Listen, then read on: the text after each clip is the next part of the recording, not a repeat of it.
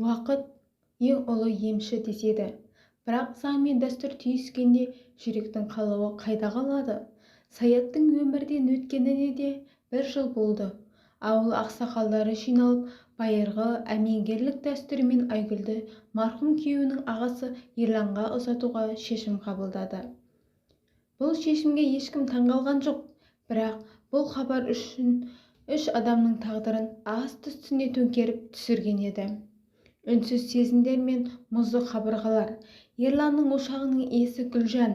Ол бұл хабарды сырттай тыныш қабылдағанымен, түнде жалғыз қалғанда көз жасына ерік беретін. Ол күйеуін жанындай жақсы көретін. Енді үйге екінші әйелдің келетіні жанына батты.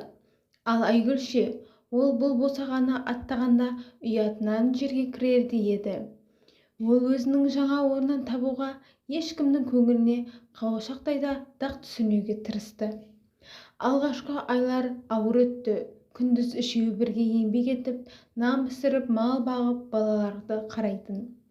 Гүлжан үлкен әйел ретінде шаңырақты ұстады. Ал Айгүл кіші келін болып, әр сөзін аңдып сөйледі. Бұл үйде сөз азырақ, ал көзқарастар тым ауыр еді.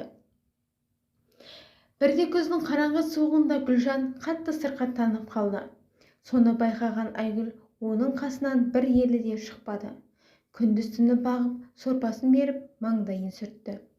Сондай сәттердің бірінде Гүлжан көзін ашып, Айгүлдің қолдарын қысып ұстап, «Рахмет саған келінім» деді. Сол бір ауыз сөз екі әйелдің арасындағы қалың мұзды ерітіп жібергендей болды. Олар енді жай ғана бір үйдегі екі әйел емес, бір-біріне сүйеніш, апалы-сіңлідей болып кетті. Олардың күлкісі, әні, киіз басқандағы әңгімесі бұл үйге бұрын болмаған жылулық әкелді. Ерлан да бұл өзгерісті байқап, іштей тәубе деді. Ол қос әйелдің де жүрегіне жара түсірмей тең ұстауға тырысты. Күздің бір тыныш кеші, балалар туыстарына кеткен. Түннің тыныштығында шам сәулесі бөлмені жылулыққа бөлеп тұр. Үшеуі де ортада отыр.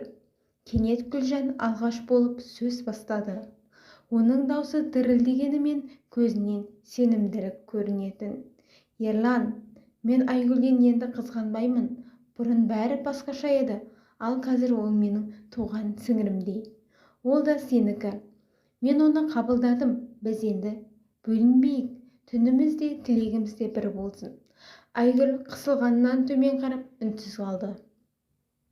Ерлан екеуіне ұзақ қарап, егер жүректеріңіз шынымен келіссе, мен қарсы емеспін, бірақ ешкімде мәжбүрлік жоқ. Бәрі тек шынайы ниет болу керек деді. Гүлжан баяу барып Айгүлдің қолын ұстады. Айгүл басын изеді. Сол сәтте үшеуінің де жүрегі бір ырғақпен соққандай болды. Сол түн олар үшін жаңа өмірдің бастауы болды. Бір төсекте жатып, бір-бірінің жылуын сезінген 3 адам барлық өкпе ренішті, қызғанышты артқа тастады. Жалғыздық ұмыт болды. Олар бір-бірінің құшағынан қорғаныш пен шынайы тыныштық тапты. Сол түннен кейін ауылда бұл шаңырақтың берекесін айтып жүрді. Ерланның үйінде тыныштық бар. Екі әйел бір-бірін сыйлайды. Балалары бақытты десетін. Иә, олар қиындықтан өтті, қызғанышты жеңді, және ең бастысы бір-біріне қолдау боларлық шынайы жылулық тапты. Түндерде бұрынғыдай суық емес еді. Себебі ол үйде енді ешкім жалғыз емес болатын. Егер хикая ұнаған болса, арнаға тіркеліп, лайк басып, өз пікіріңізді қалдыруды ұмытпаңыздар.